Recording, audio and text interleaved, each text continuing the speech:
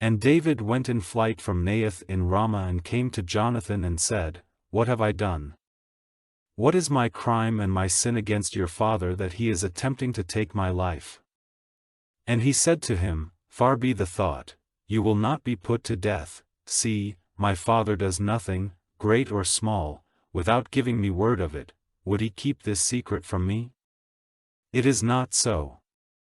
But David took his oath again and said, Your father sees that I am dear to you. So he says to himself, Let Jonathan have no idea of this, for it will be a grief to him. But as the Lord is living, and as your soul is living, there is only a step between me and death. Then Jonathan said to David, Whatever your desire is, I will do it for you.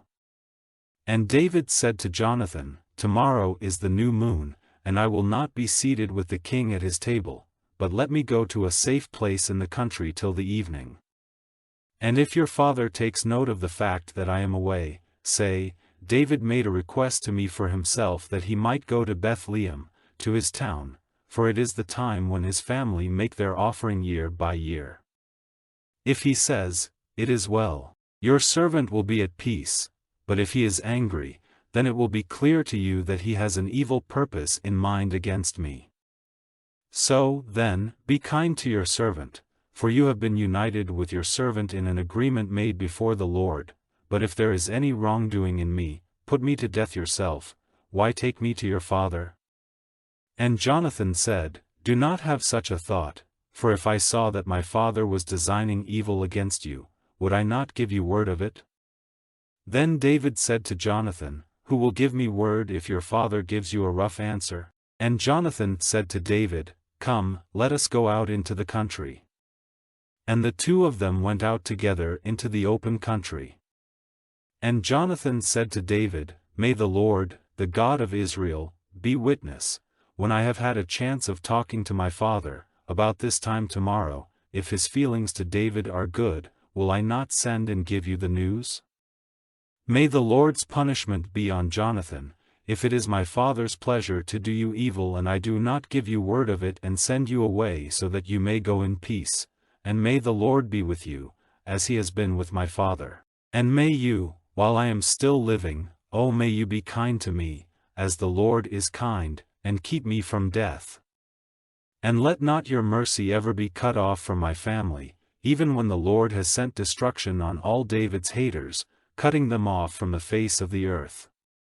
And if it comes about that the name of Jonathan is cut off from the family of David, the Lord will make David responsible. And Jonathan again took an oath to David, because of his love for him, for David was as dear to him as his very soul. Then Jonathan said to him, Tomorrow is the new moon, and it will be seen that you are not present, for there will be no one in your seat. And on the third day it will be specially noted, and you will go to the place where you took cover when the other business was in hand, waiting by the hill over there. And on the third day I will send arrows from my bow against its side as if at a mark. And I will send my boy to have a look for the arrow. And if I say to him, See, the arrow is on this side of you, take it up. Then you may come, for there is peace for you and no evil, by the living Lord. But if I say to the boy, See, the arrow has gone past you, then go on your way, for the Lord has sent you away. As for what you and I were talking of, the Lord is between you and me forever. So David went to a secret place in the country, and when the new moon came, the king took his place at the feast. And the king took his seat, as at other times, by the wall, and Jonathan was in front, and Abner was seated by Saul's side, but there was no one in David's seat. But Saul said nothing that day, for his thought was, Something has taken place making him unclean. It is clear that he is not clean. And on the day after the new moon, that is, the second day, there was still no one in David's seat, and Saul said to his son Jonathan, Why has the son of Jesse not come to the feast yesterday or today?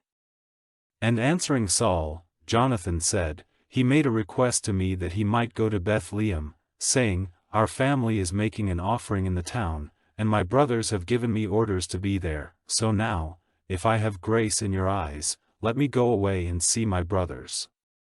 This is why he has not come to the king's table." Then Saul was moved to wrath against Jonathan, and he said to him, "You son of an evil and uncontrolled woman, have I not seen how you have given your love to the son of Jesse, to your shame and the shame of your mother? For while the son of Jesse is living on the earth, your position is unsafe and your kingdom is in danger. So make him come here to me, for it is certainly right for him to be put to death." And Jonathan, answering his father Saul, said to him, "Why is he to be put to death? What has he done?" And Saul, pointing his spear at him, made an attempt to give him a wound, from which it was clear to Jonathan that his father's purpose was to put David to death. So Jonathan got up from the table, burning with wrath, and took no part in the feast the 2nd day of the month, being full of grief for David because his father had put shame on him. Now in the morning, Jonathan went out into the fields at the time he had said to David, and he had a little boy with him. And he said to the boy, "Go and get the arrow I let loose from my bow."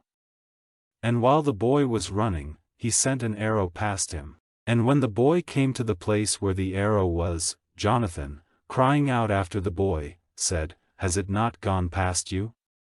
And Jonathan went on crying out after the boy, "Be quick, do not keep waiting about, go quickly." And Jonathan's boy got the arrow and came back to his master. But the boy had no idea what was going on, only Jonathan and David had knowledge of it. And Jonathan gave his bow and arrows to the boy, and said to him, "Take these and go back to the town."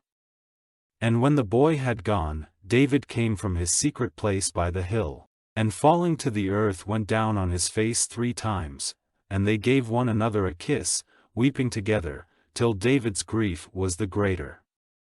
And Jonathan said to David, "Go in peace, for we too have taken an oath, in the name of the Lord, saying, The Lord will be between me and you, and between my seed and your seed forever."